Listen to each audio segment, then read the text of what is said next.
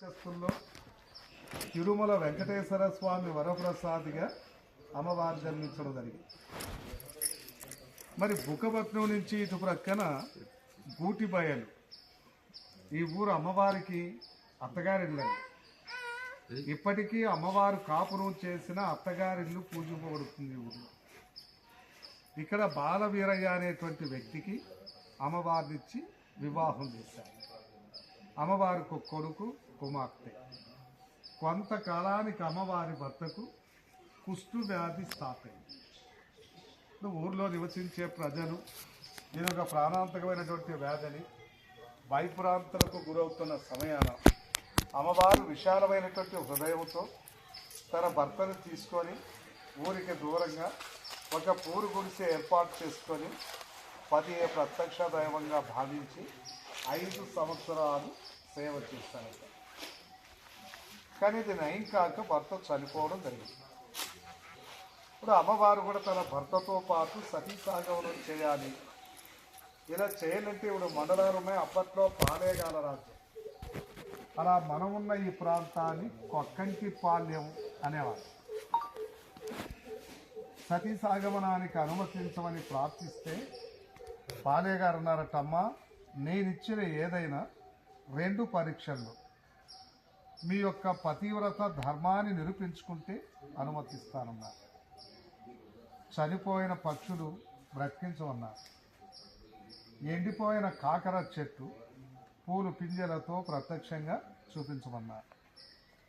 మరి 2 పరీక్షల్లోన అమ్మవారు విజయం సాధించి తన యొక్క పతివ్రత ధర్మాన్ని నిరూపించుకున్నారు. పాలేగారు ఆనందంతో అమ్మవారికి పాదాభివందనం చేస్తూ అమ్మవారి కోరిక మేరకు సకల సౌకర్యాలతో చూడండి ఆ మధ్యలో గోపురం కలిసి పెట్టారు కదా, ఆ చోట అగ్నిగుండం ఏర్పాటు చేస్తే దానికి 4 ప్రక్కల అమ్మవారు ఎండిపోయిన మర్రి కొమ్మలు నాటి 1155వ సంవత్సరంలో మాఘమాసంలో సోమవారం నాడు అమ్మవారు అగ్నిగుండ ప్రవేశం చేసే వేళ కొన్ని ముఖ్యాంశాలు చెప్పారు. అయ్యా, మా శరీరాలు ఈ అగ్నిలో కాలి భస్మమైన వెంటనే చిది నుంచి నీరు పొంగి ఈశాన్యపు కొమ్మ వట్టిది మానుగా చిగిరించి అది మహిమానితమైన మర్రి చెట్టై ఈ కలియుగం ఉన్నంతకాలం తిమమ్మే మరిమాన్ అనేటువంటి పేరుతో పూజింపబడుతుందని వాగ్దానం చేస్తూ అక్కడ అమ్మవారు అగ్నిగుండ ప్రవేశం చేశారట. మరి అమ్మవారు చెప్పినట్లుగా సతీసాగమన కార్యక్రమం పూర్తయింది.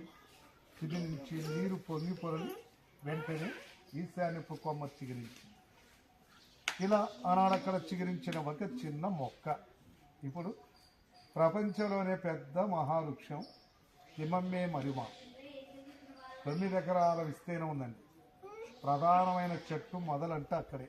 ఆ మధ్యలో గోపురమే మొదలకు సాక్ష్యం.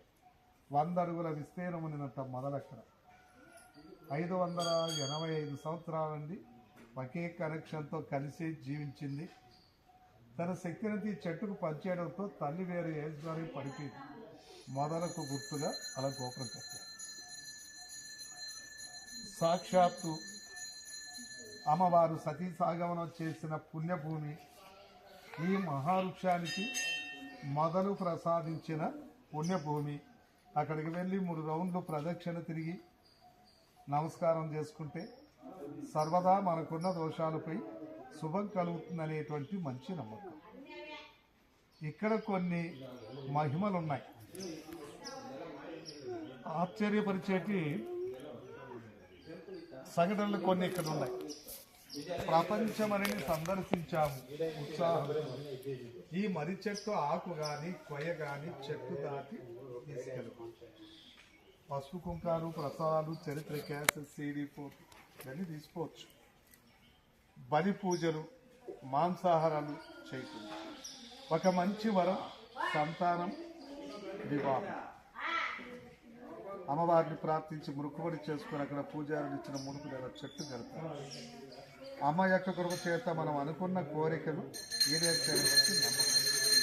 అందుకే ఇక్కడ కుల మత భేదాలకు ఇక్కడికి వచ్చిన మీకు మీరు ఎప్పుడు చూడని ఆశ్చర్యం ఏంటంటే ఈ మహావృక్షం పైన పక్షులు గూడు కట్టం, కానీ పగలంతా పక్షులు ఇక్కడే ఉంటాయి, సౌండ్ చేస్తున్నాయి చూడండి. మరి ఎక్కడ గణించి రాత్రి ప్రతి చెట్టు మీద పక్షులేవి నిద్రించు. మరి ఎందుకు ఇలా అంటే ఆనాడు చనిపోయిన పక్షులకు మళ్ళీ తిరిగి జీవం పోస్తారు కదా, ఆ కృతజ్ఞతాభావంతో పక్షులు కూడా భక్తి మార్గంలో వెళ్తున్నాయి. ఇప్పుడు ఈ చెట్టును ఫారెస్ట్ డిపార్ట్మెంట్కి ఇచ్చారు, వారి సంరక్షణ చెట్టు అభివృద్ధి గుడి ప్రైవేట్ కమిటీ హ్యాండ్ అవుతాం. మీరు గుడికి విరాళం ఇవ్వాలి అనుకుంటే స్వాముడికి ఇచ్చి మీ పేరు నమోదు చేసుకొని తిరిగి రసీదు పొందొచ్చు.